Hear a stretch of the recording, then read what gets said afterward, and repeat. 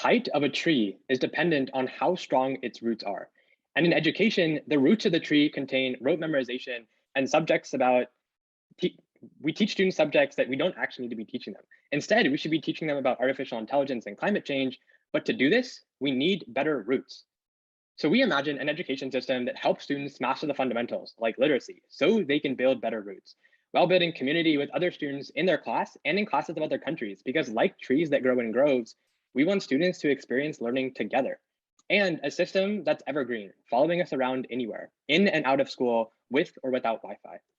Currently, there are 200 million children in India who are illiterate. That's the equivalent of filling up every building in New York City 25 times over.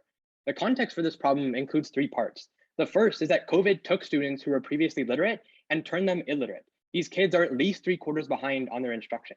Schools are underfunded with 40,000 Karnataka teachers who haven't been paid over the past 3 months. And there aren't enough teachers to actually meet the demand. Right now, there are 1.94 million unqualified teachers that were sworn into these roles. So then we talked to Manu, who's at MIT Media Lab, and she's also lived in India for 22 years. And she validated that the root cause of the problem is no access to quality education, which is surprising considering that we've had different revolutions in education over the past couple of years. The first is that textbooks unlock reproducibility of information so everyone could read text from the smartest people. We now have 129 million textbooks worldwide. We started making visual videos like Sesame Street, which have been viewed 190 million times.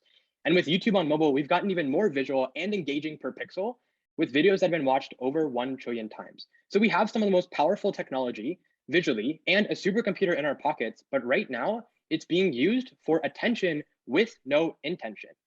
When most parents see this device, they see it as something to keep away from their kid. But our goal is to use this supercomputer for what it's good for and start building something with people that already have it. In India, mobile phone penetration has increased 24x since 2010, mostly because of e-learning opportunities. And because of this penetration, we should be exploiting current technologies.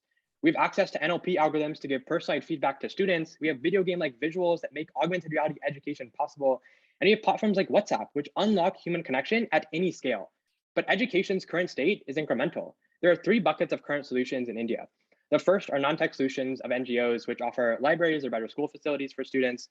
The second are technical solutions like Byju's, which help students complete assignments on time and help them learn some in-school skills. And then the third are gamified solutions like ABC Mouse, where for every 5 math problems, you get some in-app tokens and you get to play a game.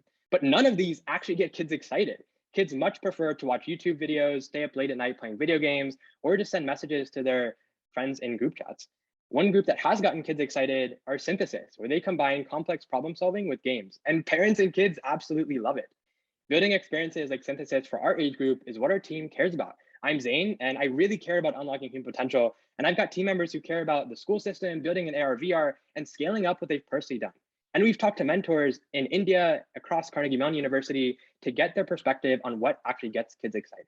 So this is what we imagine. We imagine a module-based augmented reality app that helps you build skills as you play. This is what good looks like for science. And we've actually started doing this for literacy.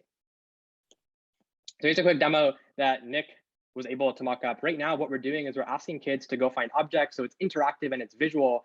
And the key piece of literacy here is you're actually able to just start practicing writing. So this is one example where we have kids that are drawing in this interactive visual environment. And it's also embedded in the learning context. So you can see it's around the world. They're understanding more about the world as they're actually starting to write some of these objects.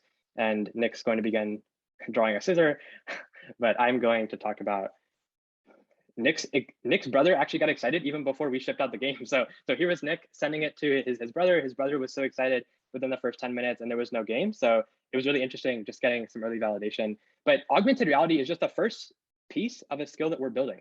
And we'll be using augmented reality for fundamental skills like literacy because it offers better engagement over normal platforms. But human development is full stack. So in addition to literacy, we want to teach students about mindsets like curiosity, skills like conflict resolution, and use feedback algorithms to personalize their learning.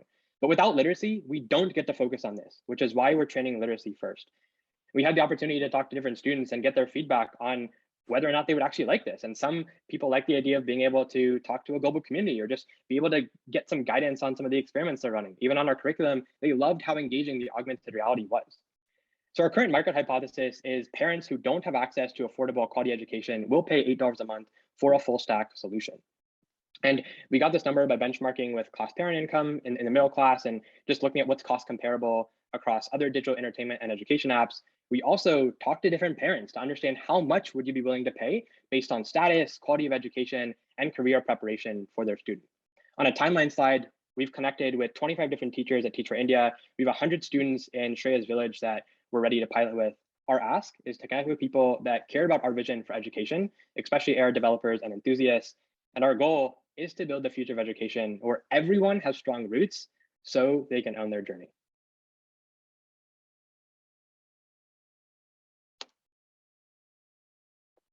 Thank you, Zayn. I'll throw it over to Bright and Danielle with questions or feedback. I think on my side, I feel a little bit confused about the people that you're talking about wanting to serve versus the actual population. You've talked about a large population that is illiterate, but also saying that, one, I wonder if the children themselves have mobile phones or only the parents. And then in addition, are those the same parents that can pay $8 a month? Like I have a hard time believing that that's the same group and that the group that can pay $8 a month is actually a different group than the children who are fully illiterate or like, you know, qualifying as illiterate children. So we're going to begin by targeting median class income parents who can pay $8 a month so that we can subsidize the lower income, the people that do have the biggest problem of illiteracy. So in order to be able to generate the sustainable business model that has some economic incentive, we need to go to a higher class that can pay for it and then subsidize that money for these lower income students. So illiteracy is still the main problem that we're hoping to solve with augmented reality and with our project, but we need to target a higher medium class income in order to do that. And then from a content perspective, though, that means that you're really serving up two very different sort of levels of content for these groups. So on the content side, we're planning to build out the full human development module system. And the reason why we're doing that is because you're right, maybe these middle class income students, they don't need to learn literacy, but they'll be able to use the content that we have to learn the mindsets or the skill sets or understand even financial literacy skills and then help their parents out. But we'll also have the literacy and numeracy available for the lower income, the illiterate, poor household population. So that's why we're building out the content first, and then we'll be able to push the app out to both customer segments, and then they can use what they want. Okay, thank you for clarifying. Yeah, so she's asked that question, which is that India, like Africa, has a very test-centric educational system. People want to pass tests, and a lot of the educational products are test prep. Now, this is not test prep, this is experiential learning. Don't you think that you are fighting against the curricular system with this product?